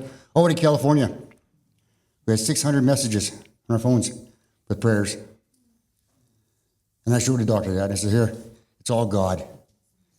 I got nothing to do with it. I just get out of the way and let God do his business. And this is what happened. And she goes, whatever it is, just keep on doing it. And so far to this day, it's okay now. It's okay now. It's not 100%, so it's okay now. So get that straightened out. I'll go back, get back home. Landlord's being a jerk, we gotta move. Good thing. And we got family says, oh yeah, we'll give you a hand, we'll help you out, we'll give you a hand. Son of bitches never showed. Had more excuses than anybody else. But I made a phone call to the recovery community I have. Made one phone call. And within half an hour, I had 6 people with a truck, loaded us, got a new place, unloaded us, and wouldn't take a dime. And I'm like, oh man, I gotta pay these guys. They came in on short notice, just on no notice at all. Then she was very able to clean the house. Phoned another friend of mine, she's in recovery as well. I said, I needed somebody to help us clean the house. She's got her own cleaning company. She says, well, I'm really busy. I said, well, we got a bed here by tomorrow. What's your address? She was there in half an hour. She spent 10 hours helping us clean house. And again, didn't charge a cent. So of all the years I've been doing and learning, because I had business of my own for many years. I burned it to the fucking ground, burned my life to the ground. But when we're in my recovery community here, this is I cherish more than anything in the world. It's my recovery community, because when I phone, they're there. And I love them all with a passion. It's just a life I've never, ever thought would ever have. I got a partner like I thought I'd never, ever have either. Her kids even like me for some strange reason. But it's a life now that I never, ever thought I could have, starting at the age of 55. It's unexplainable. That's all I can say. Health reasons that are unexplainable. Everything I can do is unexplainable. But I thank God every day. I thank God every night. And then I thought I had not a bad program working until I got this big book program. Wow, I didn't know shit. And I admit to that, I don't know shit. But it worked out well. So I started this big book study, and 2 days later, I get 2 sponsees. So it worked out perfectly. It's God's will. So I thank Gord and Bill. Love you both. Thank you. Thanks, Dave. Okay, Daniel P., it's past your bedtime. Let's get you up here. So it looks like I'm presenting Daniel P., another one of my good buds. This guy, man, fuck, I don't even know. I got so much gratitude for this man. If anyone follows me on Instagram, you're seeing that I'm fucking working out now. You'll see on the clock on Instagram, it says 5:30 in the morning. That's because of this guy. He's text me at 9 at night. Okay, go to bed before 11. I'll be there at 5:45. And I'm like, fuck, okay. But I've been doing it. It's a little bit wavy, but I'm doing it. And by the grace of God, I'm fucking losing weight. I'm fucking feeling healthy and happy. My sleeps are fucking the best ever. And minus all that, he's just such a good friend. He's one of my best friends also. I have a few best friends, but Daniel's definitely one of them. He's so supportive. He's fucking helped so many other men. I went to a meeting at his home group, and fuck, everyone was just fucking giving this guy like the accolades, and he doesn't want them either, right? This is about what the program has done for him, and he gives it away. 19 years in, and he's still giving it away, right? So I'm going to give him my 10-year chip because I forgot his 19-year chip at my house, I guess. I looked for it, but it wasn't here. So here's my 10-year chip, and you can trade it in tomorrow morning. Love you. I want it at 5 a.m. Thanks, buddy. I love you, buddy. Love you too. Hi, my name's Daniel. I'm an addicted alcoholic. Yeah, thanks, Bill.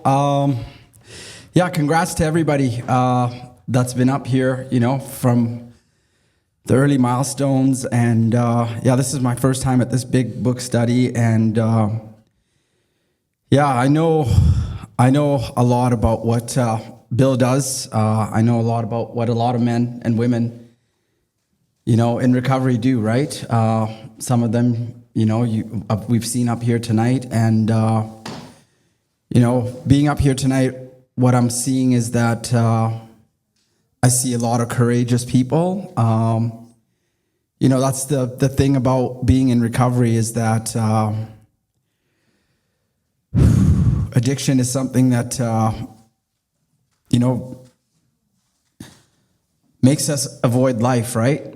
Escape all our problems, try to escape all our problems. And for me, you know, like I always talk about the fact that I didn't know it at the beginning, but painfully, too painfully, by a certain point, I came to understand that, you know, living in active addiction and getting loaded was about obliterating reality, right?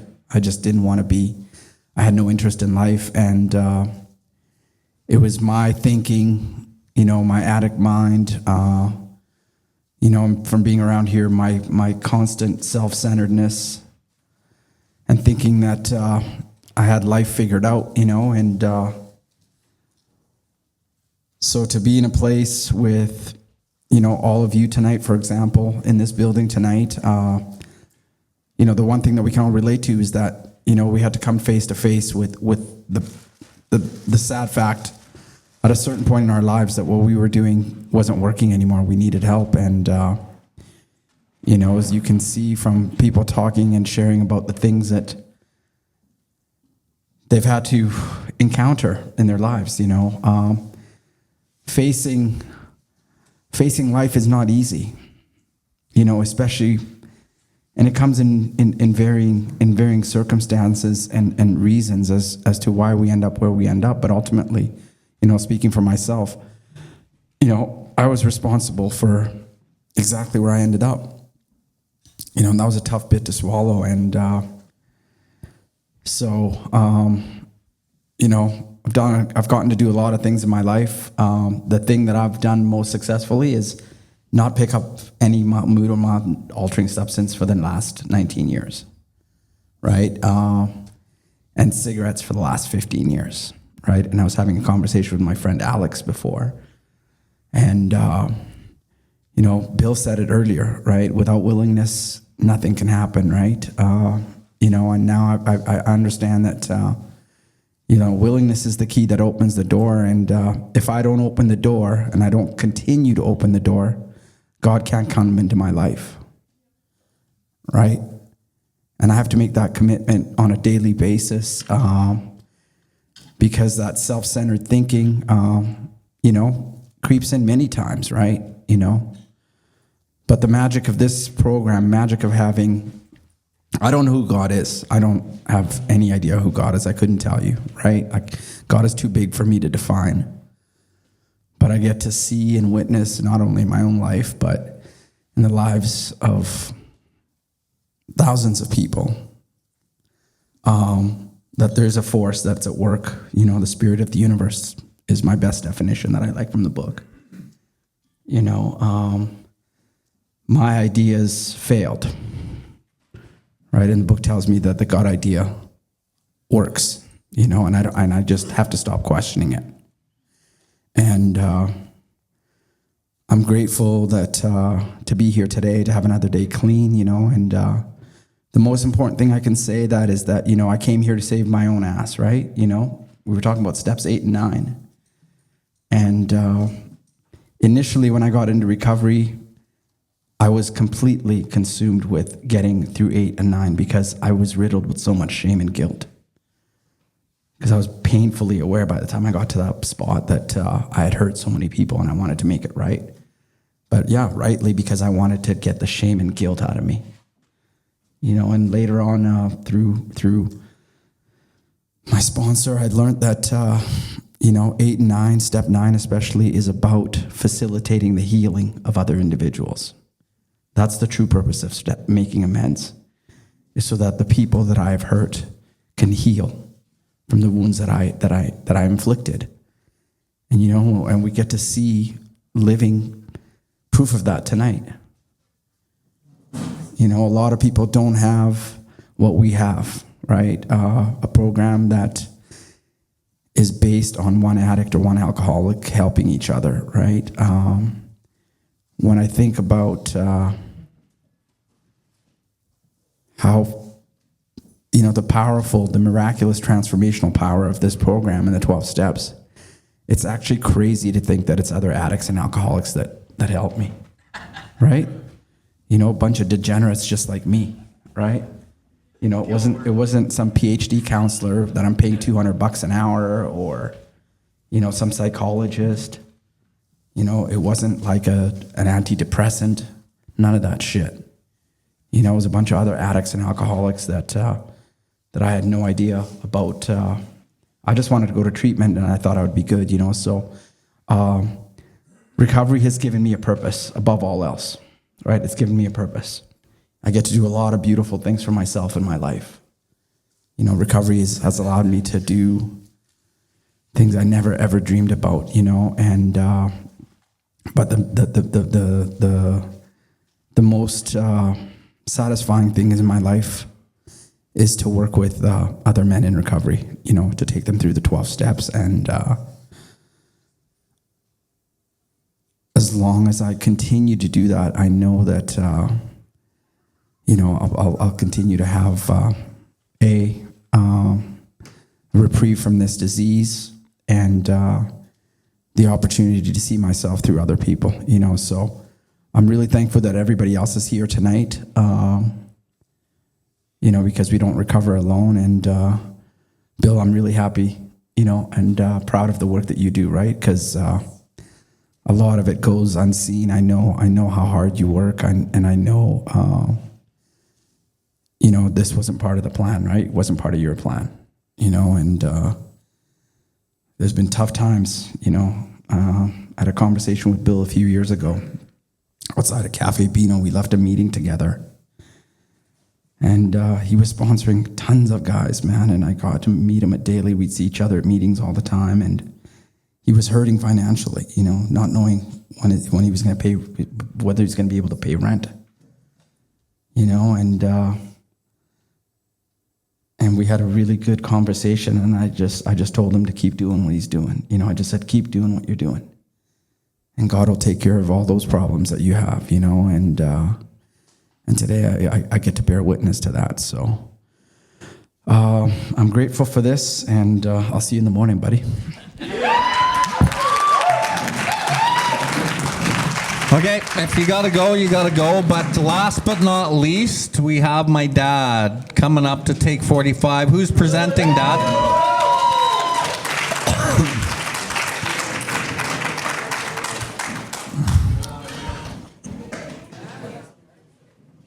Who's presenting you, Dad? Who's presenting? Did you pick someone?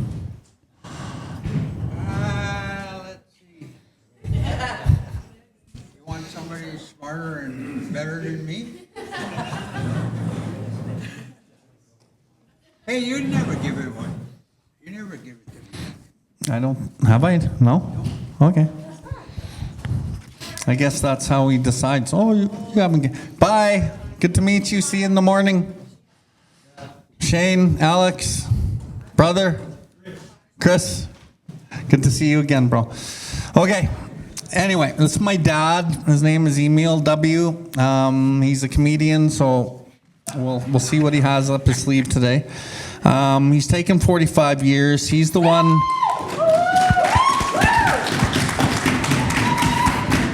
He's the one who brought me to my first meeting, and he had been, from what I heard, and as I've been around program, many people knew of me for years and years and years before I ever came in. And they would say, oh, you're the son that he prayed for. And yeah, I guess I was. And I made it here. And he's got another son that we pray for. And he's not here yet. He's still out there. But my dad has dedicated his life to serving his creator and helping creator's kids. And, you know, I guess I got a great role model to go after, walk behind, and I'm just so proud of my dad. And, you know, he still helps people to this day. He's an elder at Muscanawan, does all sorts of things for people. And he just really doesn't get affected by too much. And it's a beautiful, beautiful thing. My dad's a great father to my ex-wife, too. That's the father she never had. And he's a great mooshum, and he's just an amazing human being. And although he does piss me off from time to time. And we both know why, but we won't get into that tonight. This is a happy night. Anyway, Dad, I love you, and congratulations on 45 years. Where is it? There you go. 45. Thank you. Thanks, son. Okay, I don't know what I'm going to say, but first, foremost, my name is Emil. I'm an alcoholic. You know, you guys were talking a lot about humility tonight. I'm not there yet.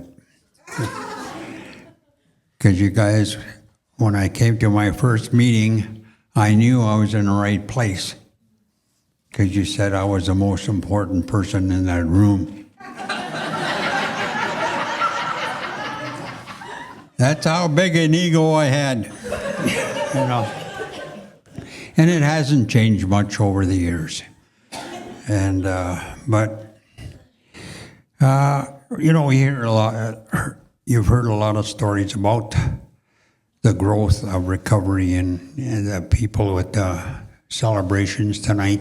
So I'm not going to spend too much time on, just suffice to say, it was a knowledgeable judge that recognized my record and how many charges were related directly to alcohol, and decided to give me a choice, jail or treatment. I was so naive at 33 years old about treatment. I never drank till my first drink was when I was 19. I never drank because I never wanted to be like my father, who was a wife-beating, drunken, useless man, but a hard worker. I got that gift from him. Anyway, that was, but in my first drunk, it was a blackout, and the violence came out. I didn't know where it came from. I fought with a priest, the principal of our school. I fought with half of the football team that I quarterbacked, and I fought with my foster brother that I love still to this day. You know, it was baffling right from the beginning, and from that point on, I was a Chapter 3 alcoholic, trying to figure out a way to maintain drinking and have fun drinking, but I never knew what was really going to happen. Okay, so anyway, suffice to say, and I came into recovery February 26th was my last drink, 1980. I went to Maple Ridge Treatment Center March 13th, 1980. Graduated April 24th, 1980. And I had to do a step 4 and 5 in the last week of my treatment. They told me about step 5 my counselor told me about step 5 in my first week that I was there, I had no clue about what step 5 was, step 4 and 5 was. And when I did start finding out from the sharing and during the treatment, I really got scared of it. I was not going to tell anybody about what I experienced in my dysfunctional, sick family. And there was another Native guy in the treatment. There was only 2 of us. And this guy was a real dipshit. He never said hi, he never said nothing, and only 2 Native people, you think he would have said something, or hi, or, tease or something. And no, every day for 5 weeks, or 3 weeks, about 5 weeks, because it was a 6-week program. It wasn't until he went to this church for his 5th step, and he came back, and the next morning, it was 6 o'clock in the morning, he's coming out of the shower, and I'm going to the shower, and we walk by each other, and I'm going to look at it. I'm not going to look at this asshole, right? So I walk by him, and he walks by me, and all I hear is, "Hi, how are you? Hi, how are you?" I turn around, and he's got this big, stupid grin on his face, right? And we started talking about this 5th step. And that fear went away. And I did my 5th step, and I did everything in that 5th step. I shared everything that I could think of that I'd written down. And I did a thorough step 4 and 5. And 45 years later, I'm still experiencing the benefit of that. I don't know. 3 years later, they decided I was flying all over the Northwest Territories with this big ego, top salesman in industrial sales. I worked for an industrial company here in Calgary for quite a while, and became a pretty good sales rep. And they needed a sales rep at this new company in Ray River. Started flying all over, and he's a big shot. I just got bigger. And, I started going to meetings. I had a passion for Alcoholics Anonymous already. I had felt it, first 9 months of my recovery, I took out slippers. I find the slippers coming into the Crow's Pass groups, and I'd buy them lunch. I'd take them out for a coffee, spend some time with them, and pick their brain about why they ended up drinking. After 9 months, about 9 months of that bullshit, I discovered one thing. They had all kinds of excuses that they believed was a good reason to go out and drink or drug. But there was one thing that kept coming up. They didn't come back, or they quit going to meetings. And that solidified my passion. I bought all the books. I only read 3 books in all of my high school. I did 10 book reports, but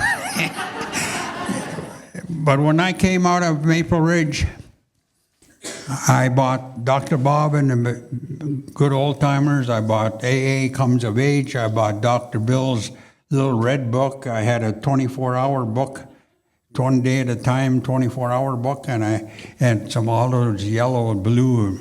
Every book I could get a hold of Alcoholics Anonymous, because I have all these at the roundups, right? So I went to my first roundup. I couldn't believe how they dance. Like within 5 minutes, people are on the floor. It's not like that in the bars, is it? You got to have it. Well, after 3 or 4, okay, sweetheart. Sugar plump, come on the floor here. Anyway, so it suffice to say, I knew that if I wasn't going to have fun in sobriety, I wasn't going to stay sober. But I was going to make a commitment that I was going to go back to drinking after 2 years of my probation that the judge had imposed. I made that commitment to him that I would stay sober, and plus all the other conditions he put on there.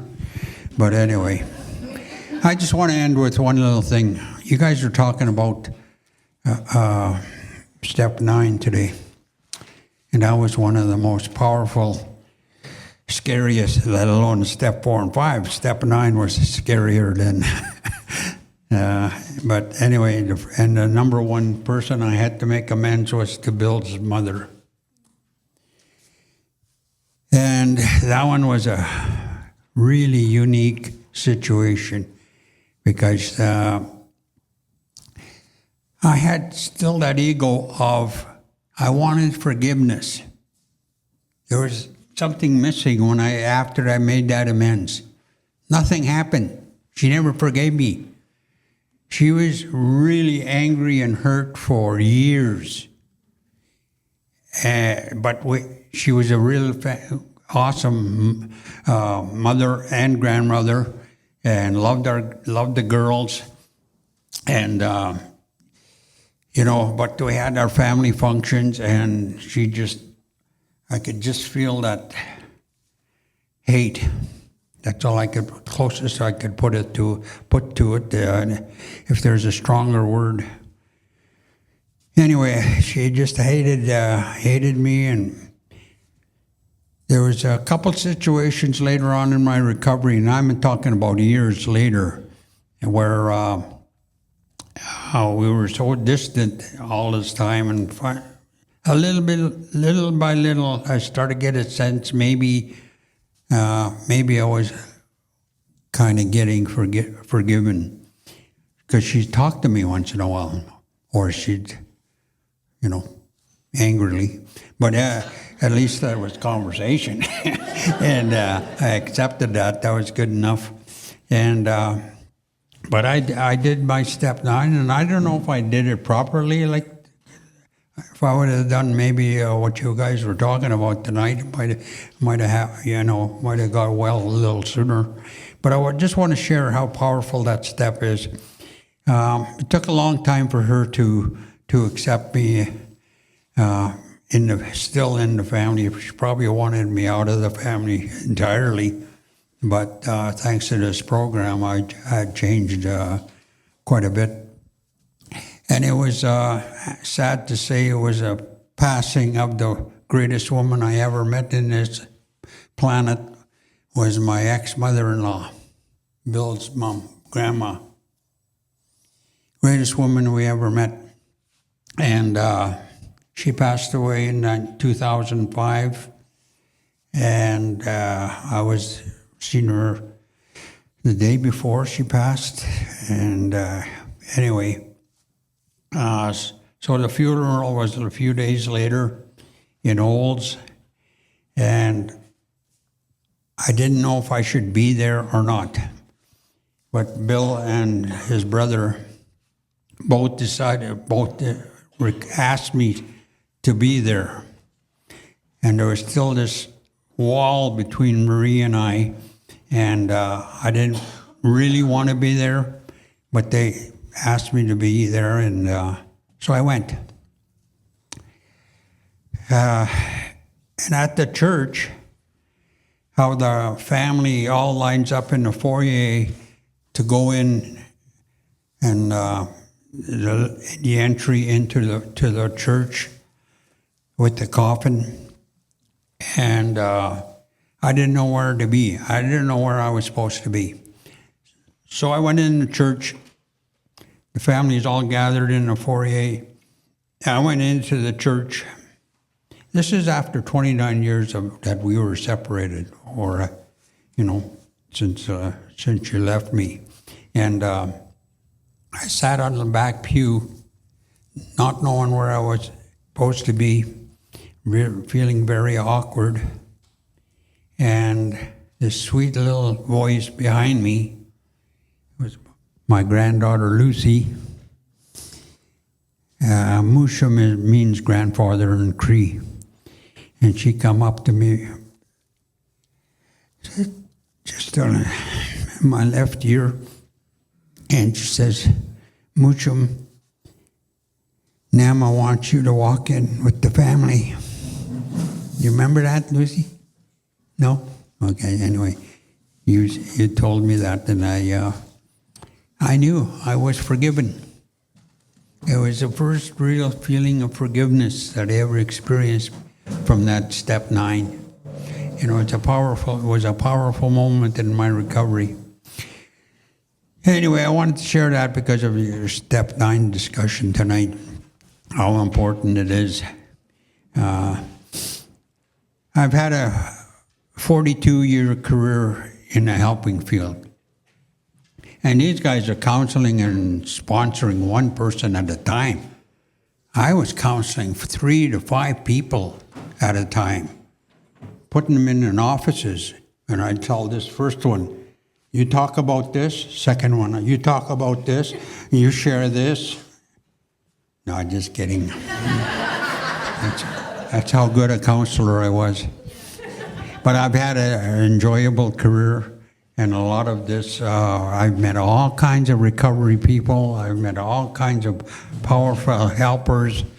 And like Daniel. Daniel's one of those ones where if whatever you're going through, around him you're okay. Right? There's a feeling experience. There's people in this program that give you that warm, fuzzy feeling. You don't even have to share anything with them. Just by being around them, you're okay. And well, other than Dave,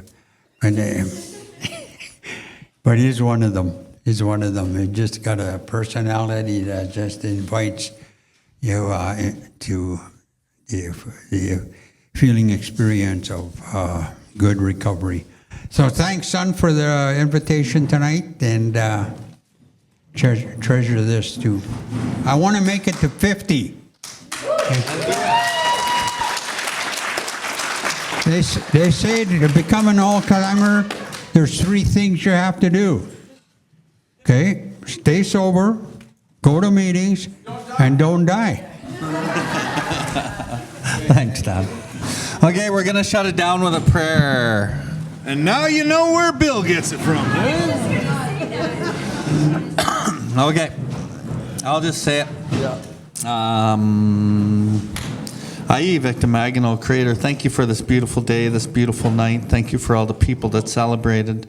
I ask, Creator, that you watch over us every day as we go on our journey, one day at a time, 1 minute at a time sometimes. And we walk this path in a good way, and we try to help serve your kids and serve you, Creator, and look within ourselves to see where we need to do some work and heal. And Creator, I'm just so grateful for my life today and for the blessings of this meeting tonight. And thank you, everybody who stayed and just toughed it out as it went way over time. Thank you, Creator. Hi, hi.